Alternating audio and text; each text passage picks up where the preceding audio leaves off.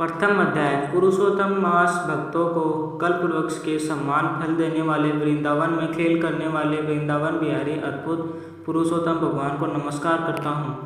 माता सरस्वती तथा जगतगुरु व्यास जी को सफलता प्राप्त करने के निमित्त प्रणाम करता हूँ। पुरुषोत्तम मास नेमि सारण्य क्षेत्र में एक समय यज्ञ करने के लिए अनेक ब्रह्मनिष्ठ और वेदपाठी ऋषिगण अपने शिष्यों सहित संसार का उपकार करने के विचार से एकत्रित हुए।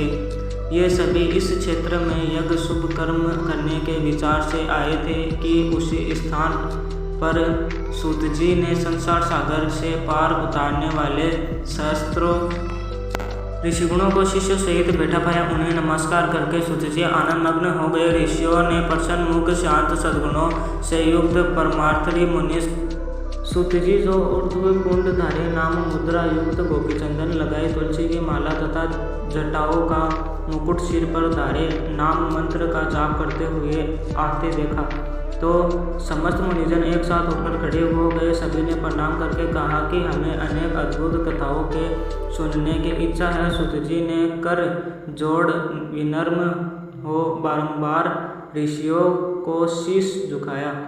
तब ऋषि बोले, हे परम भागवत सूत जी, आप चिरंजीव हो, हमारे बनाए हुए इस उत्तम आसन पर विराजिए। सूत जी मुनियों से तप वृद्धि पूछकर अपने आसन पर बैठ गए।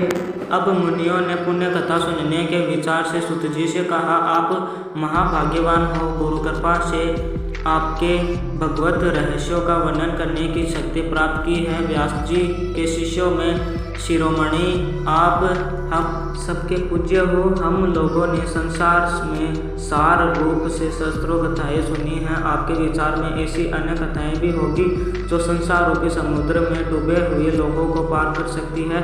अज्ञान रूपी अंधकार में आपका ज्ञान नेत्रदान के समान है। इसलिए हे सूत जी, आप इस संसार के रोगों के लिए रसायन के समान कथासार को हमारे सन्मुख वर्णन कीजिए, हरिलीला रस मिला हुआ हो और जो परमानंद का कारण बने। ऋषियों के ऐसे वचन सुनकर सूत जी हाथ जोड़कर आदर करते हुए बोले, हे मुनिजनों, आप सब मेरा वचन सुनिए। मैं पहले पुष्कर नामक तीर्थ को गया, वहाँ स्नान कर ऋषियों और पितरों को पिंड दान किया। तब यमुना तट गया, क्रमानुसार अन्य तीर्थों में होता हुआ गंगा तट पर आया, फिर काशी होकर गया पहुंचा, वहां भी पितरों को पिंड दान कर वेणी और कृष्णा होकर मंडकी में स्नान करता हुआ सेतुबंध और अंत में बद्रिकाश्रम में नारायण का दर्शन कर तपस्वियों को नमस्कार करके स्तुति की। अब इस सिद्ध क्षेत्र में आया हूँ। उसी समय वहाँ भगवान के तेजभूत महामुनि व्यासपुत्र प्रतापी श्री सुखदेव जी भी आ पहुँचे, जिनका मन भगवान श्री कृष्ण के चरण कमलों में लगा हुआ था।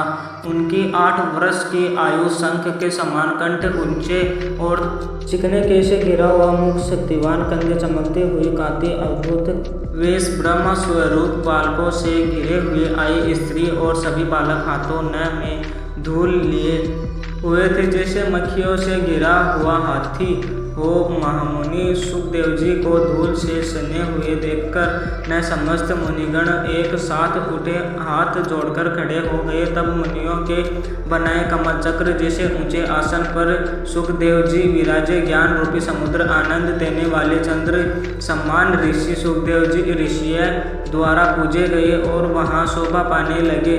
पुरुषोत्तम मास प्रथम अध्याय समाप्त। पुरुषोत्तम मास अध्याय दूसरा देखने के लिए हमारे चैनल को सब्सक्राइब करें और अगर हमारा वीडियो अच्छा लगा हो तो